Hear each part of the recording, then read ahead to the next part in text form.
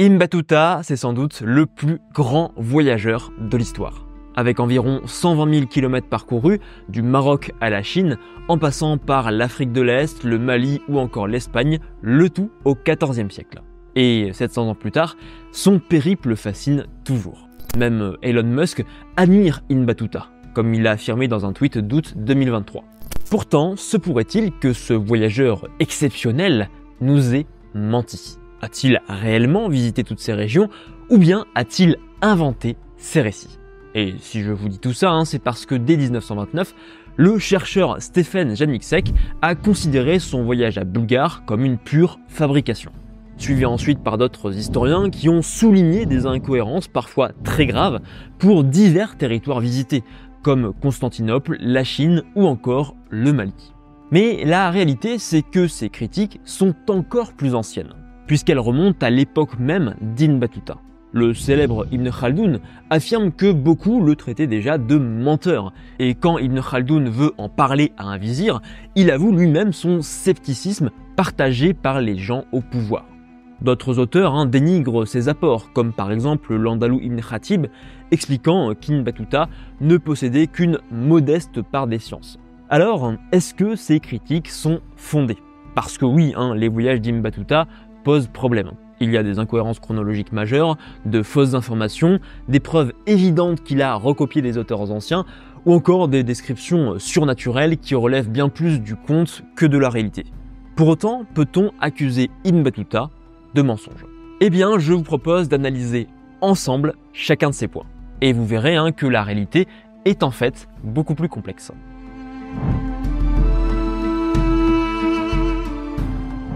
Tout au long de son voyage, Ibn Battuta accumule les incohérences chronologiques. Alors, le plus souvent, il parcourt des distances en un temps record. Par exemple, il est censé avoir traversé l'Arabie, le Levant, l'Anatolie, le sud de la Russie, avant d'aller à Constantinople puis en Asie centrale, en seulement un an, entre 1332 et 1333, alors qu'il en faudrait 2 de plus. Et en même temps, si on repousse son arrivée en Asie centrale en 1335, ça colle pas, parce qu'il est censé avoir rencontré Taramashirine, le Khan Chagataïd, qui est mort en 1334.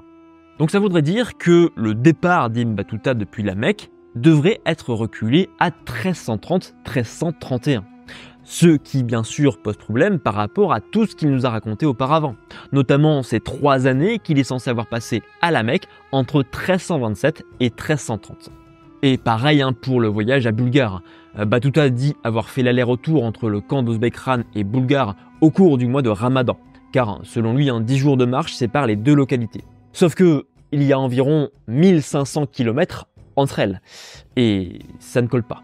Et puis, en Anatolie, il part d'abord vers l'ouest pour aller ensuite vers l'extrême est jusqu'à Erzurum avant de revenir vers son point de départ. Le tout en 3 mois, soit environ 2000 km. Alors à nouveau, c'est difficile à croire.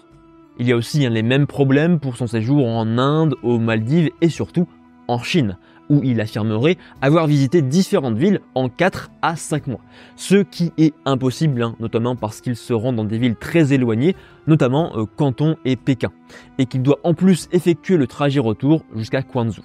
Mais en plus de toutes ces incohérences chronologiques, il y a un deuxième problème. Les descriptions données par Ibn Battuta sont inégales d'une région à l'autre, voire totalement fausses.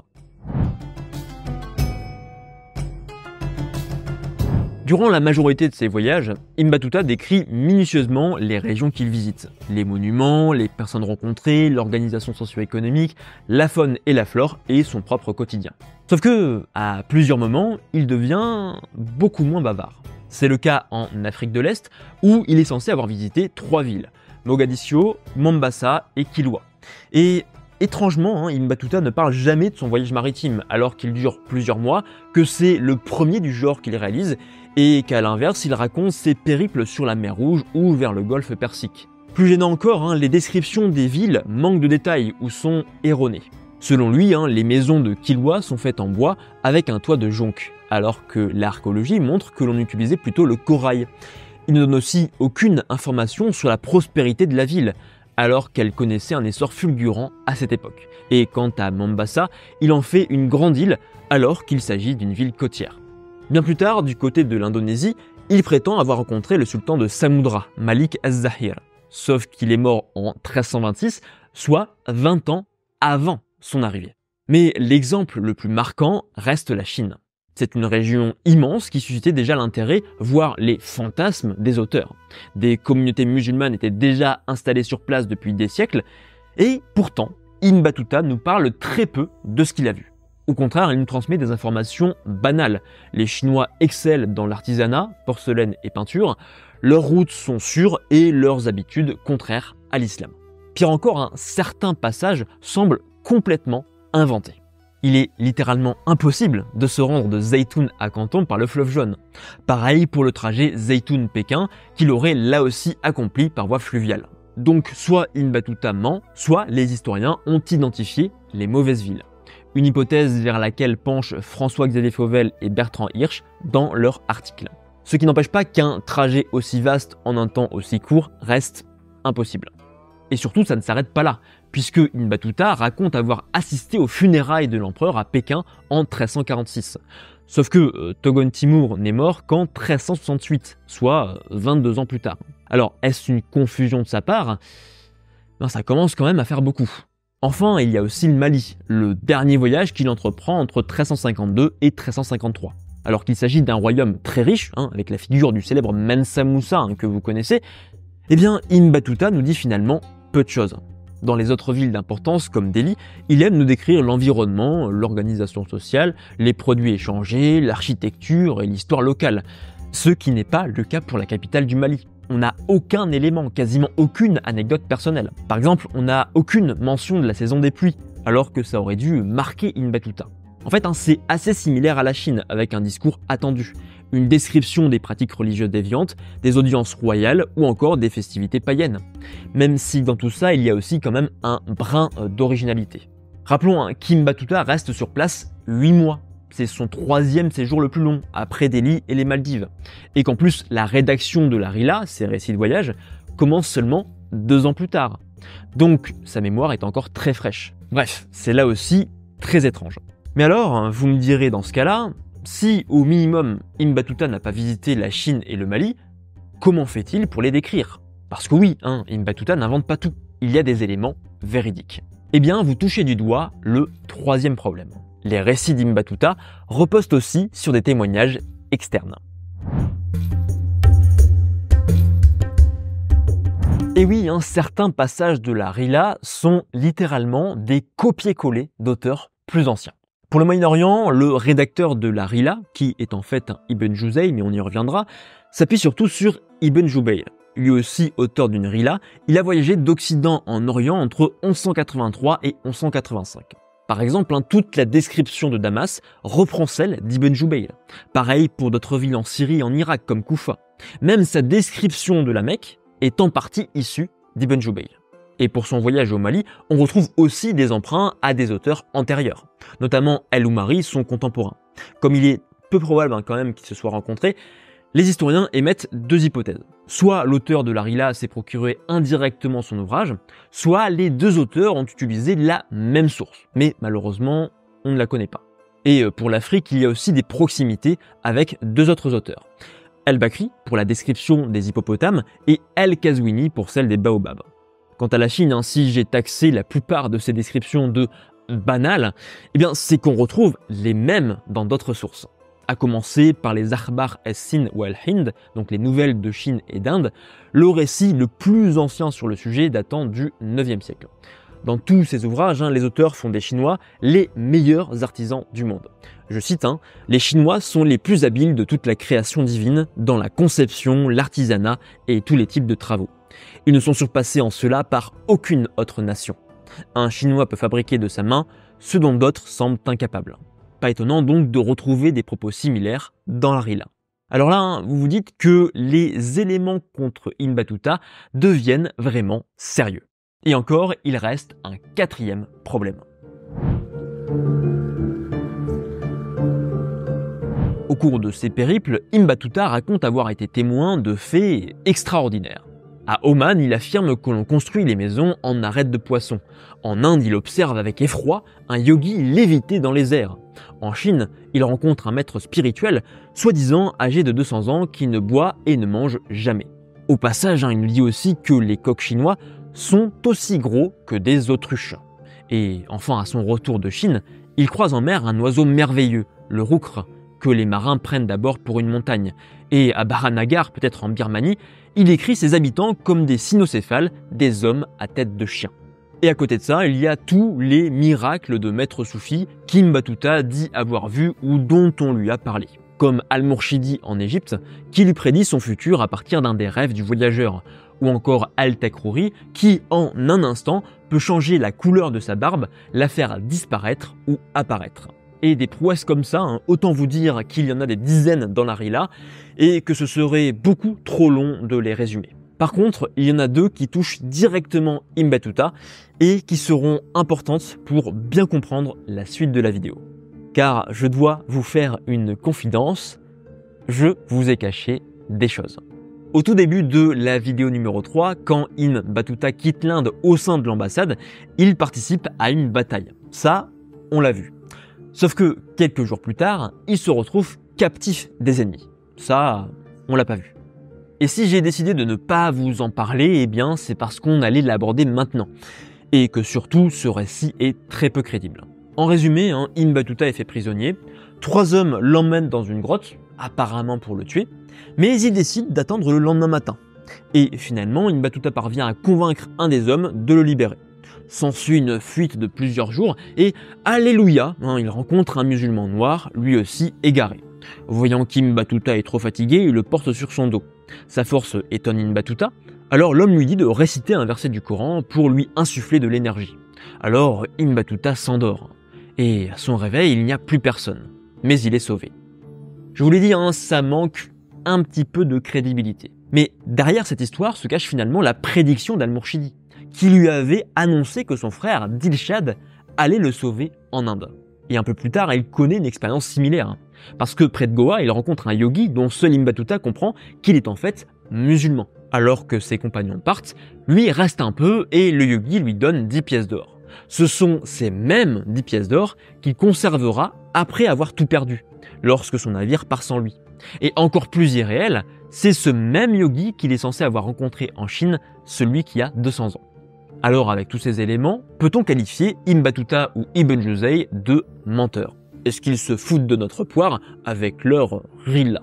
À première vue, on pourrait le croire. Mais maintenant, si je vous disais qu'une bonne partie de ces approximations et de ces légendes était voulue, et même qu'on ne puisse pas autant le reprocher à Ibn Battuta ou Ibn Juzay en les taxant simplement de menteurs. Et si ça vous paraît étrange, attendez la suite.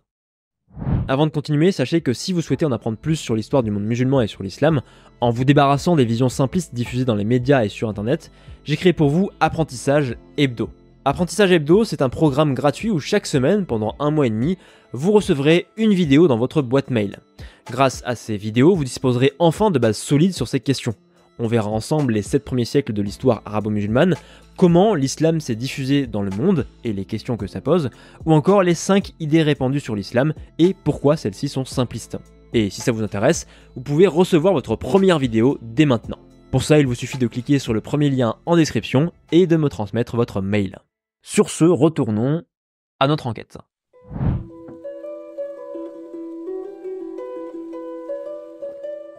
La plupart des problèmes pourraient s'expliquer rationnellement. D'abord parce que tout le récit reposerait uniquement sur la mémoire d'Ibn Battuta, qu'il dicte ensuite à Ibn Juzay. D'où forcément des oublis et des confusions, que ce soit dans les noms ou les dates. Ensuite parce qu'on reste à des époques anciennes, où les coutumes d'autres peuples risquent d'être mal interprétées et les identités de personnages mal comprises. C'est d'ailleurs ce qu'ont mis en avant les chercheurs, certains essayant de réorganiser les voyages d'Ibn Battuta, son parcours et sa chronologie, afin d'accéder à une rila qui soit plus crédible. Mais dans les faits, est-ce que tout ça n'est pas inutile? Et si ces incohérences et le caractère improbable de certains passages étaient volontaires? Ou à minima, et si les auteurs y prêtaient peu d'attention? À l'inverse de nous, lecteurs du XXIe siècle. Pour comprendre plus finement ces enjeux, il faut donc essayer d'entrer dans la tête des auteurs, mais aussi dans celle d'un lettré du XIVe siècle. Pour commencer, Ibn Jawzi et Ibn Battuta poursuivent sans aucun doute les mêmes buts: asseoir leur autorité, religieuse, scientifique ou littéraire, et connaître une ascension sociale. Sur ce point, au XIVe siècle, on respecte bien plus Ibn Jawzi qu'Ibn Battuta. Plusieurs auteurs louent ses talents de juge, de secrétaire et surtout de poète, tout en soulignant le caractère illustre de sa famille, son père étant considéré comme l'un des savants les plus brillants de l'Occident musulman. Écrire la Rila représente donc pour lui une nouvelle opportunité de prouver sa valeur, notamment sur le plan littéraire. C'est pour ça que tout au long du livre, il insère quelques poèmes. Oui, ça aussi, je vous l'avais caché. De son côté, Ibn Battuta souhaite démontrer ses compétences par l'immensité de ses voyages, par les personnalités, religieuses ou politiques qu'il a rencontrées, par le savoir et les richesses qu'il a accumulées. Autrement dit, Ibn Battuta et Ibn Jawzi partagent un objectif: impressionner et séduire le public. C'est-à-dire leur commanditaire, le sultan mérinide Abou Inan, et les lettrés, notamment ceux de la cour de Fès. Donc, pour réellement comprendre la Rila, il faut étudier les enjeux qui l'entourent, ce qui signifie essayer de cerner les mentalités de l'époque et les attentes des lecteurs. Alors déjà, l'ouvrage ne s'intitule pas Rila, mais Tuhfat al-Nuzar fi Gharaib al-Amsar wa Ajaib al-Asfar, présent des observateurs concernant les curiosités des grandes villes et les merveilles des voyages. On n'est donc pas sur un récit de voyage qui décrirait strictement des réalités, mais sur un genre multiforme, avec des éléments véridiques et des éléments surnaturels, d'où ce terme de ajaïb dans le titre qui signifie merveille. Finalement, le public attend ces merveilles, parce qu'il existait déjà des œuvres de ce type, au moins depuis le IXe siècle. Cette question de l'attendu nous amène à une autre réflexion, cette fois-ci par rapport au problème numéro 3, sur le fait qu'Ibn Battuta ait copié des auteurs plus anciens. Si aujourd'hui, copier quelqu'un est mal vu, à cette époque, au contraire, c'est positif. Pour l'auteur, ça permet de démontrer son savoir littéraire, sa maîtrise de ce qu'on appelle les autorités, c'est-à-dire les auteurs précédents qui jouissent d'un profond respect. Et pour les lecteurs, c'est l'occasion de retrouver un cadre familier. Et les mêmes dynamiques existent dans l'Occident chrétien. Cette notion d'attente des lecteurs rejoint aussi la question des représentations mentales du monde des Maghrébins du XIVe siècle. À cette époque, que ce soit dans l'Occident musulman ou au Moyen-Orient, on découpait globalement le monde en deux catégories. Une sphère civilisée, correspondant au territoire où domine l'islam, et une sphère à demi civilisée, voire non civilisée, où les peuples professent une autre religion, voire pire encore, aucune religion. Et si vous abordez la Rila par ce prisme, eh bien, vous la comprendrez beaucoup mieux. Car en réalité, ce qui est important pour les auteurs, ce n'est pas de décrire fidèlement les régions aux marges du monde de l'islam, mais simplement d'en parler, afin de mieux définir les contours du territoire de l'islam, le Dar al-Islam. Plus encore, il faut même démontrer qu'il existe des différences fondamentales entre ces peuples lointains et les musulmans. Là où les seconds sont civilisés, les premiers sont barbares, voire inhumains. D'où les différentes descriptions de ces peuples qui nous paraissent aujourd'hui totalement fantaisistes. Les cynocéphales de Birmanie, les lam-lam cannibales d'Afrique profonde, ou encore diverses entités présentes en Chine, comme le fameux oiseau roucre et la muraille de Gog et Magog, censés contenir les forces du mal jusqu'à la fin des temps et l'apocalypse. Et puis, il y a des éléments plus discrets qui relèvent aussi du merveilleux. Comme les femmes au sein coupé des Maldives, qui est une allusion évidente aux Amazones, le suicide d'un serviteur devant son souverain à Malacca, pratique non attestée dans les sources, ou encore cette ville du Vietnam où règne la princesse Orduja et où les femmes dominent et combattent comme les hommes. Là aussi en lien avec les Amazones ou le mythe du royaume des femmes. Sans compter que les peuples aux coutumes les plus éloignés de l'islam se localisent précisément dans ces zones de marge. Voilà qui explique la place du merveilleux dans la Rila. Il sert autant à enthousiasmer le public qu'à dessiner les contours du monde de l'islam. La Chine y apparaît comme un bout du monde, quasiment irréel, ce qui est illustré par le chemin du retour, qui a duré plusieurs mois, et qu'Ibn Battuta traite pourtant en une seule page, avec l'histoire de Roucre qui marque en fait la frontière entre le monde fantastique et le monde réel. C'est aussi pour cette raison que chercher un quelconque réalisme au trajet d'Ibn Battuta en Chine est peut-être illusoire, car il pourrait procéder de sa propre représentation mentale de la région, comme le suggèrent François-Xavier Fauvel et Bertrand Hirsch avec cette carte. Ici, on touche sans doute à un des buts principaux d'Ibn Battuta, car en redessinant les contours du monde de l'islam, il recrée aussi son unité. à une époque, le XIVe siècle, où au contraire, il est morcelé en différents pouvoirs. Grâce à la Rila, la communauté musulmane, l'Oumma, renoue avec son unité originelle.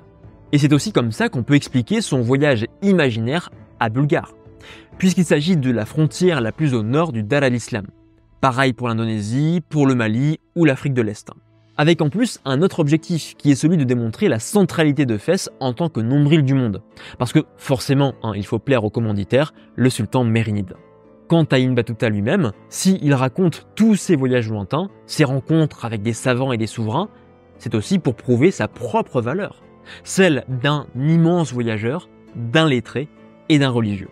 Il correspond finalement au musulman idéal, celui qui parcourt des milliers de kilomètres pour découvrir le monde, se découvrir soi-même et acquérir un savoir unique.